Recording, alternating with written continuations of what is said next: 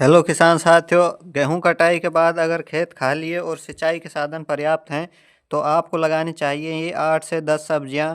इनसे आप कम से कम समय में बेहतरीन कमाई कर सकते हैं।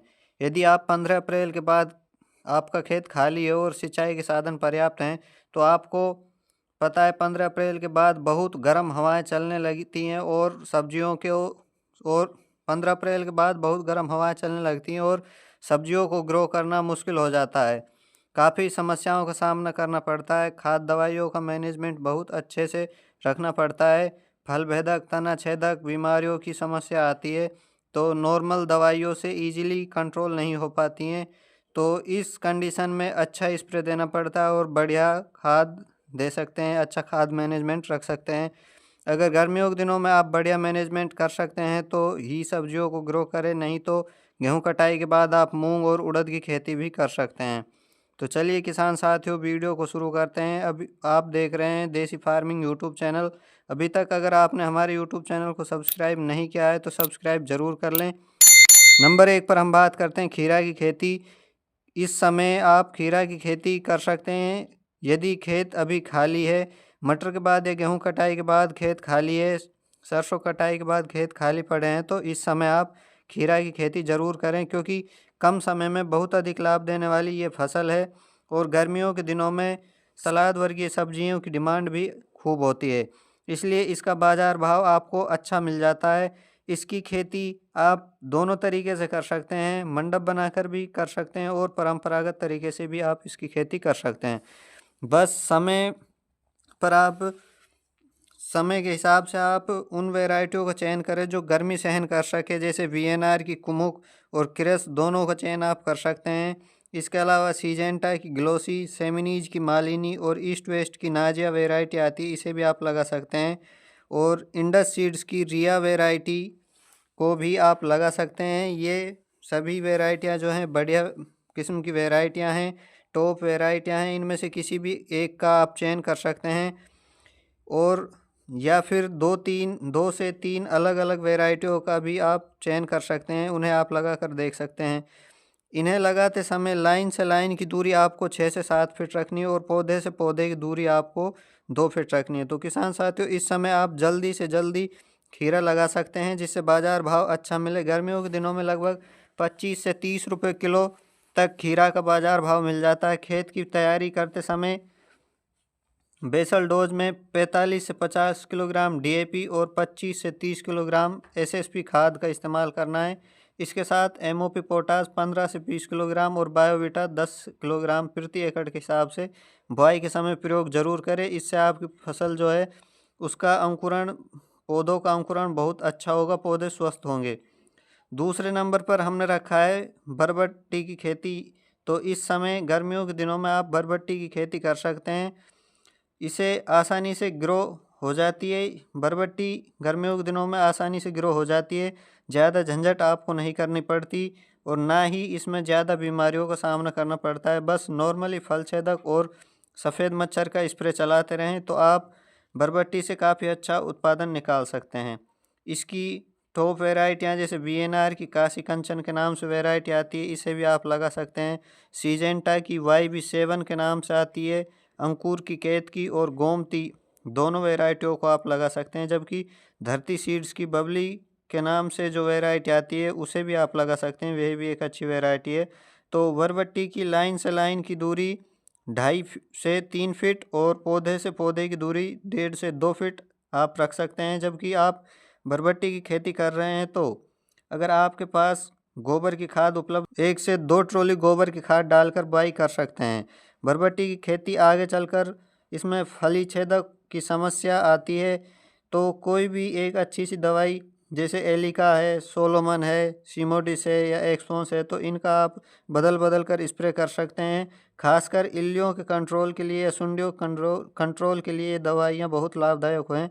तो बरबट्टी की फसल पर इन दवाइयों का स्प्रे आप कर सकते हैं। नंबर 3 पर किसान साथियों, तीसरे स्थान पर हमने रखा है धनिया को। गर्मियों के दिनों में अगर आपके पास बढ़िया मैनेजमेंट है और सिंचाई के साधन बहुत अच्छे हैं और ज़मीन भी आपकी अच्छी उपजाऊ है तो आप धनिया लगा सकते हैं। गेहूं कटाई के बाद अगर आप धनिया लगा रहे हैं तो 30 दिन में तैयार होने वाली धनिया की वैरायटियों का चुनाव आप कर सकते हैं। धनिया की सिंचाई के लिए आप रेन पाइप या मिनी स्प्रिंग का उपयोग धनिया इरिगेशन के लिए सबसे उपयुक्त मैनेजमेंट है। 30 दिन में तैयार होने वाली जो मुख्य वैरायटी है, जैसे इंडो अमेरिकन की इंडम सुपर 30 के नाम से वैरायटी आती है, नामधारी की भूमि के नाम से आती है, इंडस सीड्स की रोशनी 30 के नाम से आती है। तो इन किस्मों को आप लगा सकते हैं। अब हम बात करते हैं सीड्स रिक्वायरमेंट की। 1 एकड़ में 10 से 12 किलोग्राम सीड्स की आवश्यकता पड़ती है। धनिया की खेती आप कर रहे हैं तो आपको पता है, जैसे कि सर्दियों के दिनों में अक्टूबर, नवंबर या जनवरी के महीने में धनिया की बुआई करते हैं तो आसानी से ग्रो हो जाती है।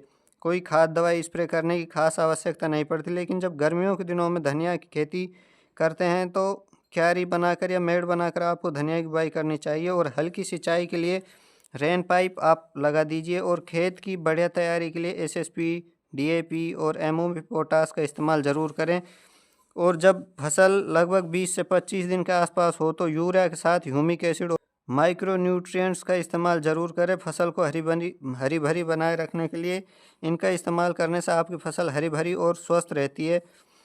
चौथे स्थान पर हमने रखा है वो है बैंगन की उन्नत खेती। अभी खेत खाली है तो बैंगन को जल्दी लगा दीजिए, क्योंकि गर्मियों के दिनों पर जो बैंगन लगता है उसके बाज़ार भाव भी अच्छे रहते हैं, लागत कम होती है। बस लागत कौन सी होती है? फली छेदक और तना छेदक, इनके बीच बीच में दवाइयाँ और स्प्रे करते रहें। जैसे बाइगो और सूमी प्रेमपट के नाम से जो दवाइयाँ आती हैं, इनको मिलाकर स्प्रे करने से उच्चतम रिजल्ट मिलते हैं। और एक्सपोन्स के साथ कार्टेप हाइड्रोक्लोराइड को मिलाकर भी स्प्रे कर सकते हैं, या फिर डेलीगेट के साथ प्रोफेक्स सुपर को भी मिलाकर आप मिक्स करके स्प्रे कर सकते हैं। इनका भी अच्छा रिजल्ट मिलता है। यदि उन्नत किस्मों की बात करें तो वीएनआर की V5 और वीएनआर की 212 वैरायटी काफ़ी बढ़िया देखने के लिए मिली हैं। इसके अलावा उत्कल वैरायटी को भी आप लगा सकते हैं, कलश की जनक को लगा सकते हैं, हाईवेज की अक्षता वैरायटी को भी आप लगा सकते हैं। और इसको लगाते समय लाइन से लाइन की दूरी आपको 4 से 4.5 फीट रखनी है।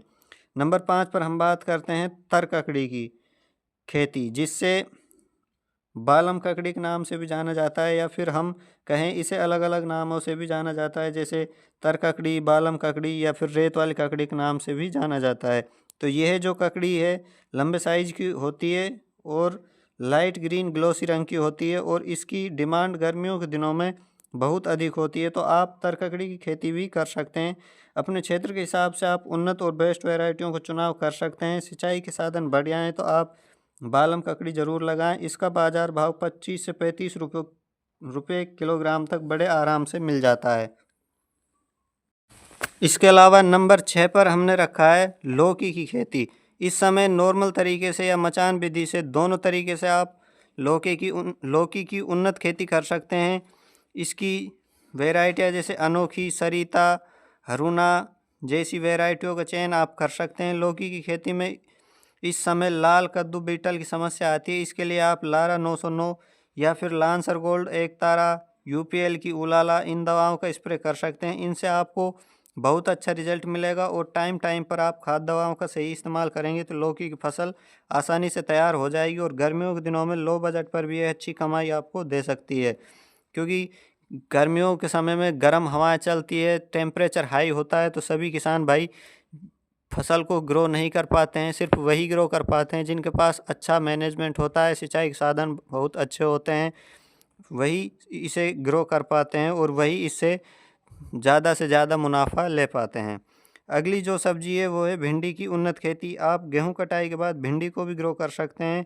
इसके साथ ही करेला भी एक अच्छा ऑप्शन है। यदि आपके पास बढ़िया मैनेजमेंट है तो आप करेला को भी ग्रो कर सकते हैं। आप मैनेजमेंट इस प्रकार करें कि गर्म हवाएं चलने पर भी फसल को कोई नुकसान ना पहुंचे। खेत के चारों तरफ ग्रीन नेट खींच ले और 2 से 3 लाइन मक्का की लगा दे, जिससे आपकी फसल सुरक्षित रहे, हरी भरी बनी रहे। और ग्रीन नेट खींचने से जैसे नीलगाय है या फिर अन्य कोई जानवर है तो उनका नुकसान आपके खेत में न हो। तो दोस्तों ये थी अप्रैल में लगाई जाने वाली सब्जियों के बारे में जानकारी। अगर आपको वीडियो अच्छी लगी हो तो चैनल को सब्सक्राइब ज़रूर करें और साथ ही कमेंट में बताएं आप कौन सी सब्ज़ी लगाने वाले हैं या फिर लगाते हैं। धन्यवाद।